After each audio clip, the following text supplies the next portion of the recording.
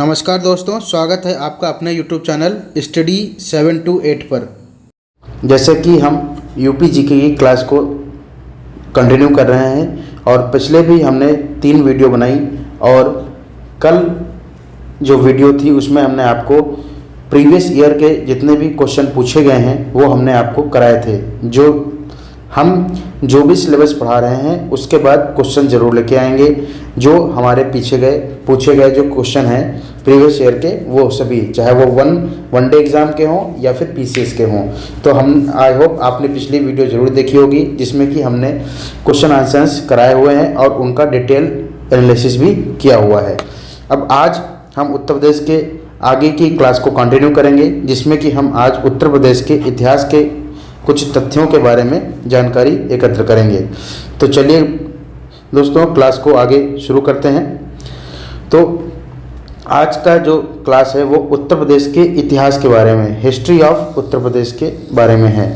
तो पहले हम उत्तर प्रदेश के प्राचीन इतिहास के बारे में जानकारी लेंगे।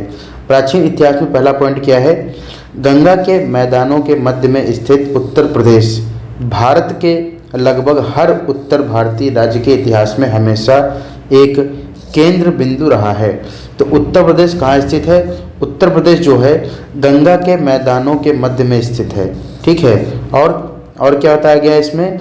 जो उत्तर प्रदेश है वो भारत के इतिहास की दृष्टि से भी बहुत ही महत्वपूर्ण रहा है और आज भी है। आगे बात करेंगे। आगे जो दूसरा पॉइंट है वो है उत्तर प्रदेश का जो इतिहास है वो मध्य एशिया से आए हुए आर्यों, यहाँ पे गलत लिखा हुआ है, आर्यों के आगमन के साथ प्रारंभ होता है। जो उत्तर प्रदेश का जो इतिहास है वो मध्य एशिया से आए हुए आर्यों के आगमन से प्रारंभ होता है। तो आर्य कहाँ से आए थे? उत्तर प्रदेश में जो आर्य आए थे वो मध्य एशिया से आए थे। अगला जो पॉइंट है वो क्या है? प्रागैतिहासिक काल के जो जीवाश्म हैं उनका जो अवशेष है वो कहाँ से मिले हैं? वो प्रतापगढ़ से लिए गए हैं, प्रतापगढ़ में पाए गए हैं, ठीक है। प्रागैतिहासिक जो काल के जो जीवाश्म हैं उनके जो अवशेष हैं वो कहाँ पाए गए हैं? वो प्रतापगढ़ में पाए गए हैं। आइए मैप में आपको दिखाते हैं। ये रहा आपका प्रतापगढ़। प्रतापगढ़ में जो उत्तर प्रदेश के सबसे पुराने जो जीवाश्म पाए गए हैं वो कहाँ से पाए गए हैं? प्रतापगढ़ से पाए गए हैं, ठीक है। अगला पॉइंट क्या है? अगला पॉइंट है कि रामायण और महाभारत सहित वैदिक साहित्य भी गंगा के मैदान के रूप में इस समय के अस्तित्व को प्रमाणित करते हैं।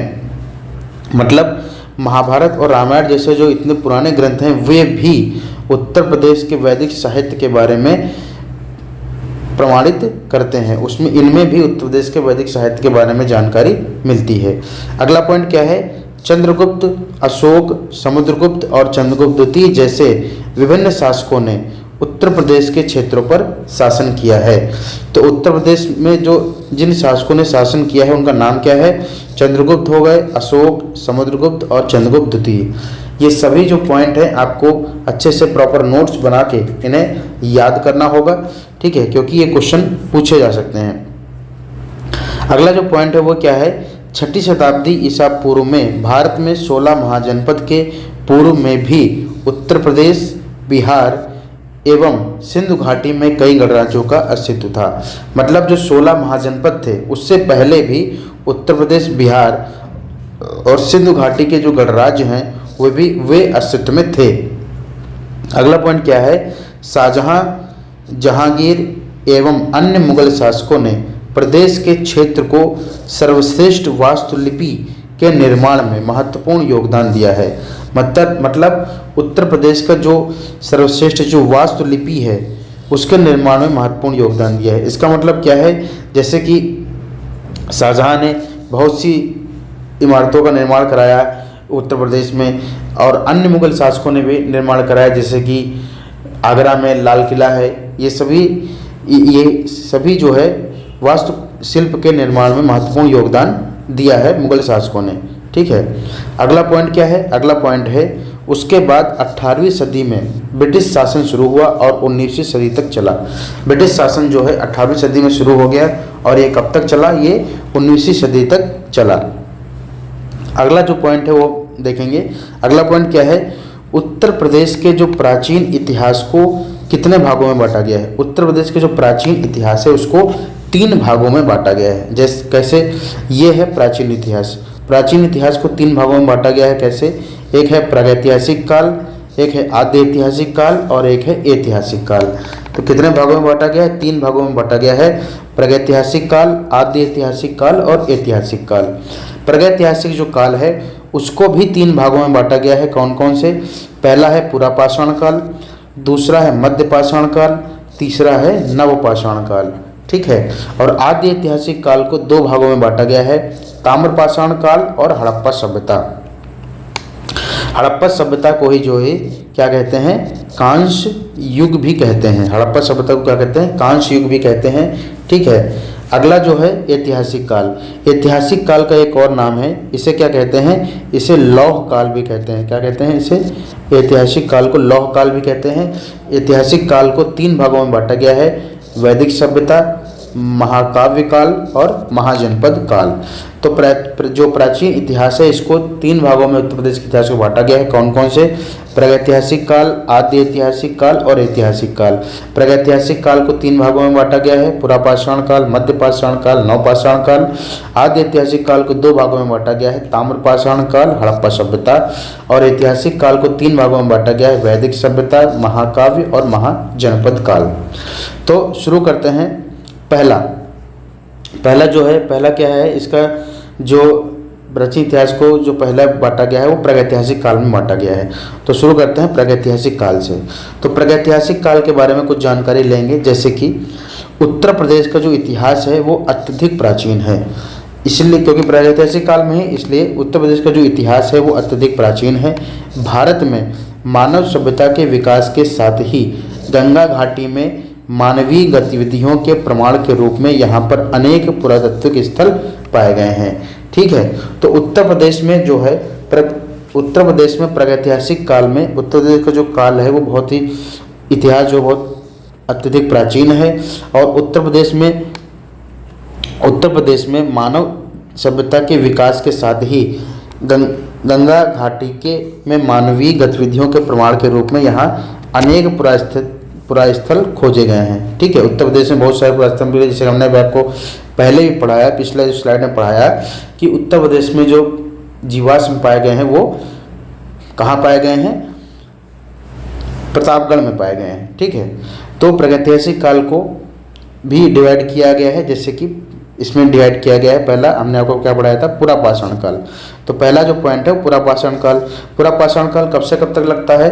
तो पुरापाषाण काल 20 लाख वर्ष पूर्व से 10,000 वर्ष पूर्व तक पुरापाषाण काल की अवधि मानी जाती है। तो इसका जो पहला पॉइंट है वो क्या है? उत्तर प्रदेश का जो बेलन घाटी है वो कहाँ है? बेलन घाटी कहाँ है? प्रयागराज और मिर्ज़ापुर में। प्रयागराज मिर्ज़ापुर कहाँ है? ये देखिए यहाँ पर है, ये है मिर्ज़ापुर। ठीक है। और ये है प्रयागराज, जिसे इलाहाबाद कहा जाता था। तो यहाँ पर क्या है? यहाँ पर जो है बेलन घाटी है। कहाँ पर है? प्रयागराज और मिर्ज़ापुर के बीच में क्या है? बेलन घाटी है। ठीक है। तो उसी की बात कर रहे हैं। उत्तर प्रदेश का जो बेलन घाटी है और प्रयागराज और मिर्ज़ापुर नामक स्थान से सोहन संस्कृति के उपकरणों की प्राप्ति हुई है। तो क्वेश्चन आ जाए, अगर बेलन घाटी से किस संस्कृति के उपकरणों की प्राप्ति हुई है? सोहन संस्कृति के उपकरणों की प्राप्ति हुई है। दूसरा पॉइंट क्या है? दूसरा पॉइंट है बेलन घाटी के पुरातात्विक स्थलों की खुदाई इलाहाबाद विश्वविद्यालय के गोवर्धन राय शर्मा के मार्गदर्शन से की गई थी।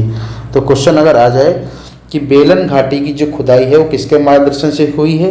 तो वो मार्गदर्शन से हुई है गोवर्धन राय शर्मा के मार्गदर्शन से हुई है। अगला जो पॉइंट है वो क्या है? बेलन नदी टोंस की सहायक नदी है जो मिर्ज़ापुर के मध्यवर्ती पठारी भूभाग में बहती है। ठीक है। तो बेलन नदी किसकी सहायक नदी है? क्वेश्चन आ सकता है। तो बेलन नदी जो है टोंस की सहायक नदी है। किसकी सहायक नदी? टोंस की सहायक नदी है बेलन नदी, जो मिर्ज़ापुर के मध्यवर्ती पठारी भूभाग में बहती है। तो कहाँ बहती है? ये मिर्ज़ापुर में बहती है। अगला जो पॉइंट है वो क्या है? इस घाटी के उत्खनन से निम्न पुरापाषाण काल के उपकरण मिले हुए हैं। किस घाटी से? बेलन घाटी से। बेलन घाटी से क्या है? इसकी खुदाई से निम्न पुरापाषाण के उपकरण भी मिले हुए हैं। अगला जो पॉइंट है वो क्या है? इस घाटी के उच्च पुरापाषाण कालीन उपकरणों में ब्लेड, बेथक, ब्यूरिक स्क्रैपर आदि प्राप्त हुए हैं। ठीक है, कौन कौन से उपकरण प्राप्त हुए हैं? ब्लेड, बेधक, ब्यूरिक स्क्रैपर आदि प्राप्त हुए हैं। अगला पॉइंट क्या है? इस घाटी की उच्च पुरापाषाण कालीन संस्कृति का समय ईसा पूर्व 30,000 से 10,000 के बीच निर्धारित किया गया है। तो बेलन घाटी का जो उच्च पुरापाषाण जो संस्कृति है, उच्च पुरापाषाण कालीन संस्कृति, उसका समय क्या निर्धारित किया गया है? वो है 30,000 ईसा पूर्व से 10,000 के बीच निर्धारित किया गया है। अगला पॉइंट क्या है? अगला पॉइंट है मध्य पाषाण काल की जानकारी। मध्य पाषाण काल की जानकारी चकिया, जो कि कहाँ है? बनारस में है। चकिया वाराणसी, सिंगरौली बेसन ये कहाँ है? मिर्जापुर में है। बेलन घाटी प्रयागराज से प्राप्त हुई है। तो मध्य पुरापाषाण की जो जानकारी है कहाँ कहाँ से प्राप्त हुई है? चकिया कहाँ है? बेलन, क्वेश्चन आ सकता है चकिया कहाँ पर है? बेलन वाराणसी में है, वाराणसी में है। सिंगरौली बेसन कहाँ है? ये है मिर्जापुर में है। और बेलन घाटी पे हमने पढ़ा है, बेलन घाटी कहाँ है? प्रयागराज में है, से प्राप्त हुई है। जहाँ से उत्खनन में कोर, फ्लेग, ब्लेड, क्लीवर और हैंड एक्स प्राप्त हुए हैं। ठीक है, तो ये आपको याद रखने पड़ेंगे कौन कौन से वहाँ से प्राप्त हुए हैं? Core, flake, blade, cleaver, hand axe, ये सभी प्राप्त हुए कहाँ से? चकिया, सिंगरौली और बेलन घाटी से प्राप्त हुए हैं। अब दूसरा बात करते हैं, जो दूसरा जो है प्रागैतिहासिक काल को दूसरा किस कालखंड में बांटा गया है? वो है दूसरा है मध्य पाषाण काल। मध्य पाषाण काल का जो समय है वो कब से कब तक बताया गया है? लगभग 10,000 ईसा पूर्व से 4,000 ईसा पूर्व तक बताया गया है। मध्य पाषाण का काल का जो समय बताया गया है वो 10,000 ईसा पूर्व से 4,000 ईसा पूर्व के मध्य बताया गया है। ठीक है, तो इसमें पहला पॉइंट क्या है? इसमें पहला पॉइंट ये है, उत्तर प्रदेश के विंध्य और उच्च मध्य गंगा घाटी क्षेत्र में मध्य पाषाण कालीन उपकरणों की अत्यंत समृद्धता है। मतलब उत्तर प्रदेश में विंध्य जो क्षेत्र है और उच्च मध्य गंगा घाटी क्षेत्र, यहाँ पर क्या है? मध्यकालीन उपकरणों की अत्यधिक समृद्धता, मतलब मध्यकालीन जो उपकरण है यहाँ पर ज़्यादा पाए गए हैं। कहाँ पर? विंध्य में और उच्च मध्य गंगा घाटी क्षेत्र में। ठीक है, यहाँ पर जो है सबसे ज़्यादा जो है मध्यकालीन उपकरण पाए गए हैं। तो विंध्य क्षेत्र कहाँ पर है? विंध्य क्षेत्र यहाँ पर है, ये है इलाहाबाद और मिर्जापुर का जो क्षेत्र है ये विंध्य क्षेत्र है। अगला जो पॉइंट है वो क्या है? अगला पॉइंट है चौपानी मोंडो। ये क्या है? चौपानी मांडो, ये क्या है? ये इसके बारे में पढ़ेंगे। चौपानी मांडो क्या है? ये है प्रयागराज जिले की मेजा तहसील में स्थित चौपानी मांडो नामक मध्य पाषाण कालीन पुरास्थलों की खुदाई वर्ष 1962 से 1980 के बीच की गई। मतलब ये जो चौपानी मांडो है ये क्या है? ये मध्यकालीन पुरास्थल है, मध्य पाषाण कालीन पुरास्थल है। और ये कहाँ पर स्थित है? ये प्रयागराज जिले की मेजा तहसील में स्थित है। कहाँ पर स्थित है?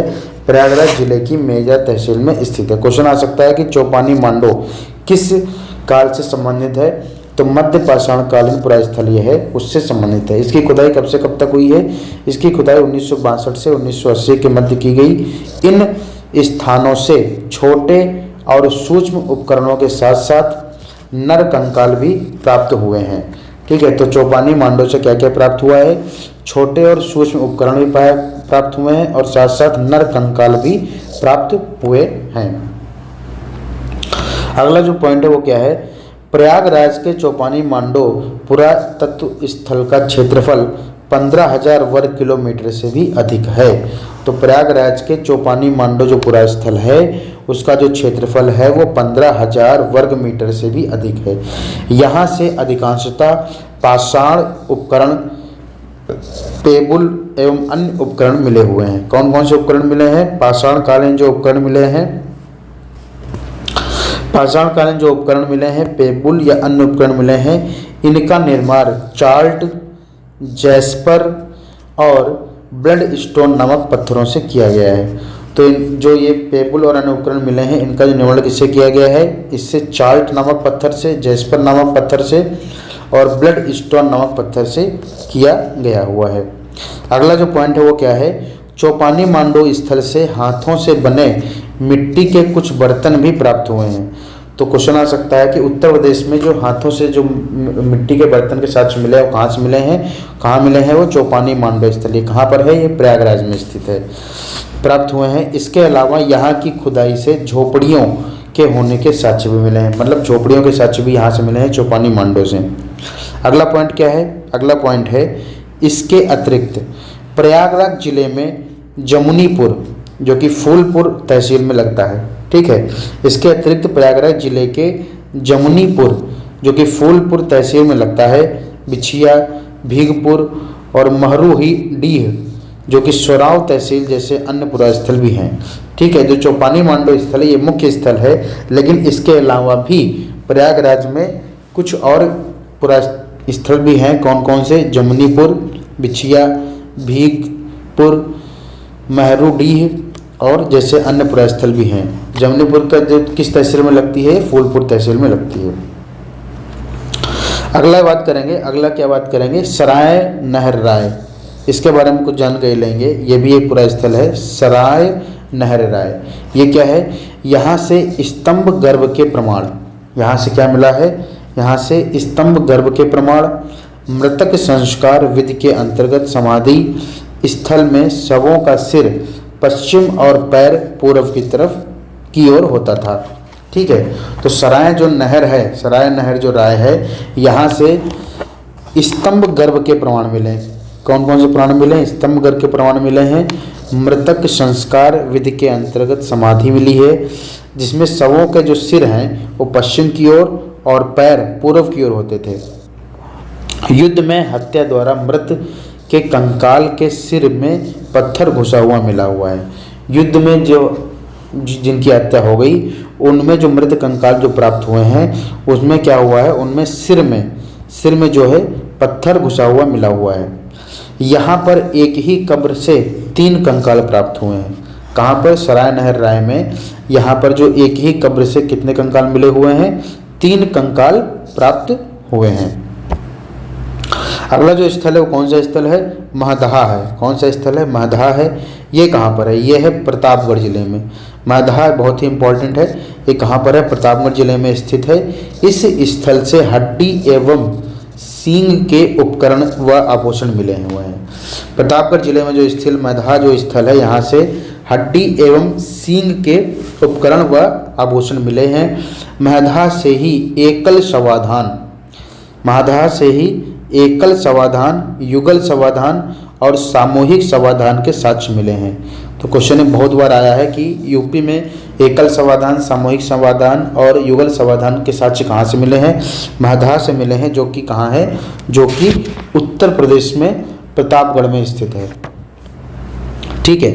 अगला जो है, अगला जो प्रागैतिहासिक काल को बांटा गया था वो बांटा गया था नवपाषाण काल में। तो जो नवपाषाण काल है वो कब से कब तक माना गया है, तो नवपाषाण जो काल है लगभग 4000 ईसा पूर्व से ईसवी पूर्व से माना गया है। इसे लगभग 4000 ईसा पूर्व से माना गया है।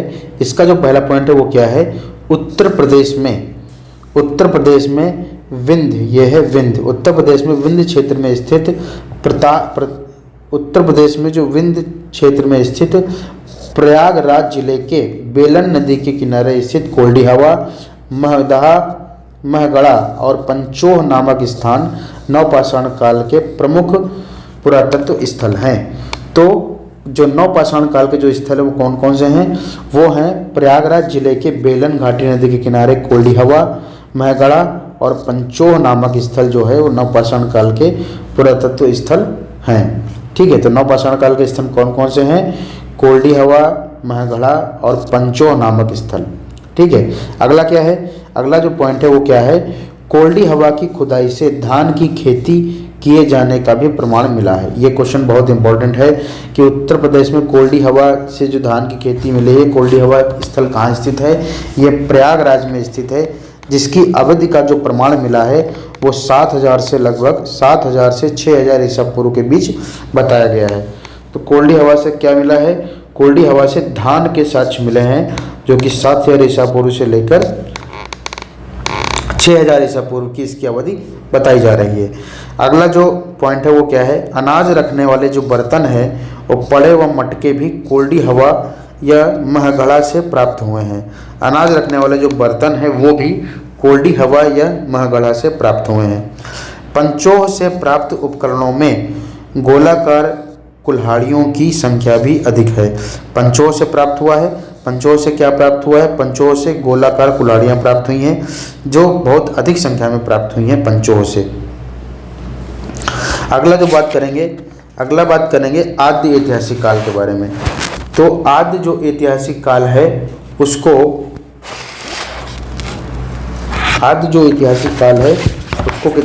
कितने भागों में बांटा गया है, यहीं पर है, ये आद्य ऐतिहासिक काल। अगला जो है ये है आद्य ऐतिहासिक काल। आद्य ऐतिहासिक काल के बारे में कुछ जानकारी लेंगे, जैसे कि पहला पॉइंट क्या है, आद्य ऐतिहासिक काल के साक्ष्य उत्तर प्रदेश के मेरठ और सहारनपुर से प्राप्त हुए हैं। आद्य ऐतिहासिक काल के जो साक्ष्य हैं वो उत्तर प्रदेश के मेरठ और सहारनपुर से प्राप्त हुए हैं। उत्तर प्रदेश के सुलाह और सिनौली और आलमगीरपुर से सिंधु घाटी सभ्यता के साक्ष्य प्राप्त हुए हैं। उत्तर प्रदेश के हुलास, सिनौली और आलमगीरपुर से सिंधु घाटी सभ्यता के साक्ष्य प्राप्त हुए हैं। तो आपको याद रखना है सिंधु घाटी सभ्यता के साक्ष्य कहाँ से प्राप्त हुए हैं, उत्तर प्रदेश के हुलास, सिनौली और आलमगीरपुर से। अगला क्या है, अगला पॉइंट ये है कि आलमगीरपुर के लोग कपास की खेती करते थे और इस क्षेत्र में लोग नहरों को छोड़कर इस क्षेत्र में लोग नगरों को छोड़कर गांवों में निवास करते थे, जिसका प्रमाण उत्खनन से प्राप्त होता है। आलमगीरपुर के जो लोग हैं वो कपास की खेती किया करते थे और इस क्षेत्र के जो लोग हैं वो नगरों को छोड़कर गांव में निवास करते थे, जिनका जो प्रमाण है वो उत्खनन, खुदाई से जो है ये जो प्रमाण मिला है वो खुदाई से प्राप्त हुआ है। ठीक है, तो आलमगीरपुर में जो है कपास की खेती उत्तर प्रदेश में कहाँ होती थी, तो उत्तर प्रदेश में जो कपास की खेती है वो कहाँ होती थी, आलमगीरपुर में होती थी। ठीक है, अगला पॉइंट क्या है, अगला पॉइंट ये है आद्य ऐतिहासिक काल को दो भागों में बांटा गया है। आद्य ऐतिहासिक काल को दो भागों में बांटा गया, हमने आपको बताया था कौन कौन से भागों में बांटा गया है। पहला क्या है, ताम्रपाषाण काल, और दूसरा क्या है, सिंधु सभ्यता या हड़प्पा सभ्यता।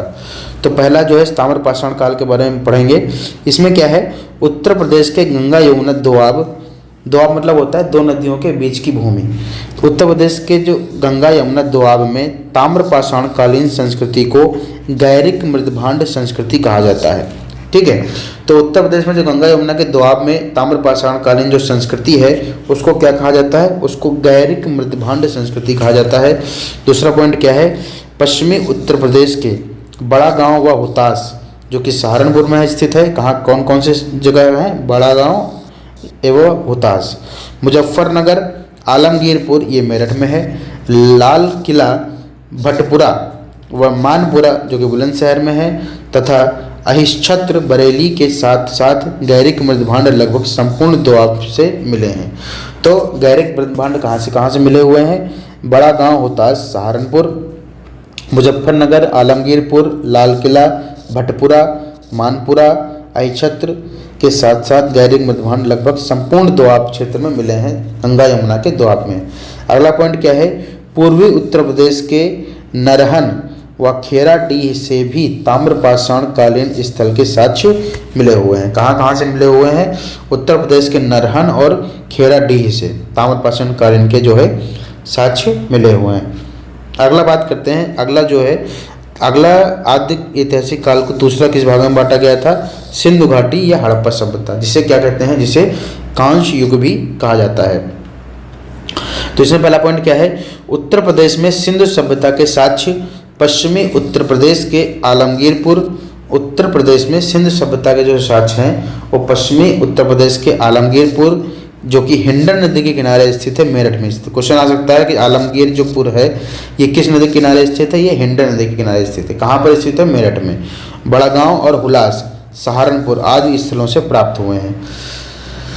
तो उत्तर प्रदेश में सिंधु सभ्यता के साक्ष्य कहाँ से मिले हैं, आलमगीरपुर जो कि मेरठ में स्थित है और बड़ा गांव एवं हुतास जो कि सहारनपुर आदि स्थलों में से प्राप्त हुए हैं।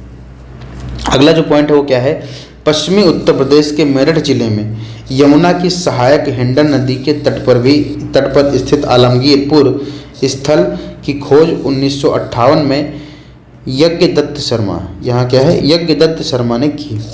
ठीक है, तो आलमगीरपुर की जो स्थल है उसको किसने खोजा था, 1958 में यज्ञदत्त शर्मा ने खोजा था। और हिंडन नदी किसकी सहायक नदी है, हिंडन नदी यमुना नदी की सहायक नदी है। ये कहाँ पर है, उत्तर प्रदेश के मेरठ जिले में बहती है। यह सभ्यता कौन सी, हड़प्पा सभ्यता। यह हड़प्पा सभ्यता के पूर्वी विस्तार को प्रकट करता है जो कि गंगा यमुना के दोआब में फैली हुई है। तो जो सिंधु घाटी जो सभ्यता है, ये आलमगीरपुर जो जगह है वो गंगा यमुना के दोआब के बीच ही स्थित है। अगला देखेंगे, अगला पॉइंट क्या है, उत्तर प्रदेश से प्राप्त आद्य ऐतिहासिक काल के प्रमुख साक्ष्य। उत्तर प्रदेश से प्राप्त आद्य ऐतिहासिक काल के प्रमुख साक्ष्य के बारे में देखेंगे। जैसा कि पहला है आलमगीरपुर। आलमगीरपुर से क्या क्या प्राप्त हुए हैं, ठीक है, ये एक अलग से लेके आए हैं। आलमगीरपुर से क्या क्या प्राप्त हुए हैं, आलमगीरपुर से मृदभांड प्राप्त हुए हैं, मनके व कटोरे के टुकड़े प्राप्त हुए हैं, मिट्टी के बर्तन एवं कपास प्राप्त हुए हैं। ये आपको याद करना पड़ेगा, ये बहुत ही क्वेश्चन आता है। आलमगीरपुर से क्या क्या प्राप्त हुआ, मृदभांड, मनके व कटोरे के टुकड़े, मिट्टी के बर्तन एवं कपास।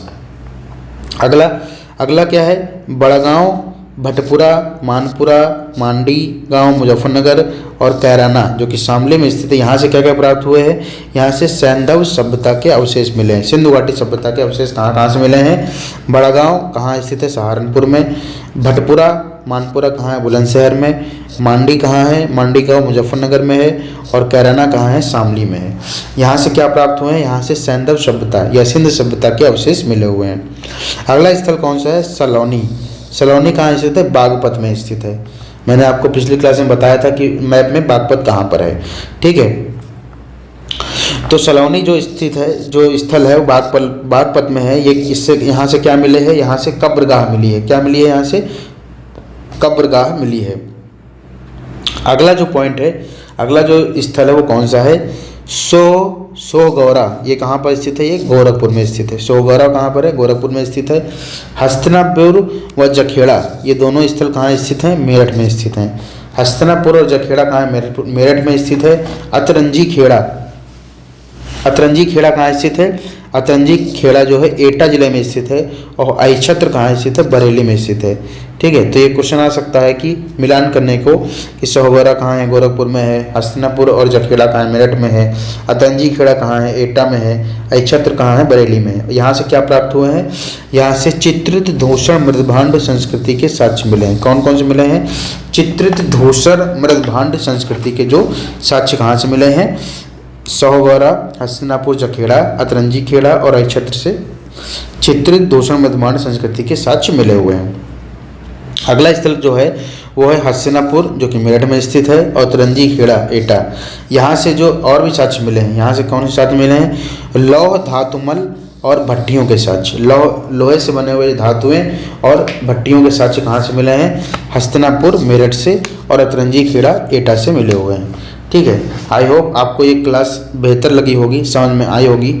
जो भी आपको नहीं समझ में आ रहा है वो कमेंट करें, हम आपके क्वेश्चन का आंसर जरूर देंगे। ठीक है, और आप ऐसे ही लगातार हमारे साथ बने रहें जिससे कि आप यूपी जेकर को बेहतर से बेहतर कर सकें। Thank you for watching.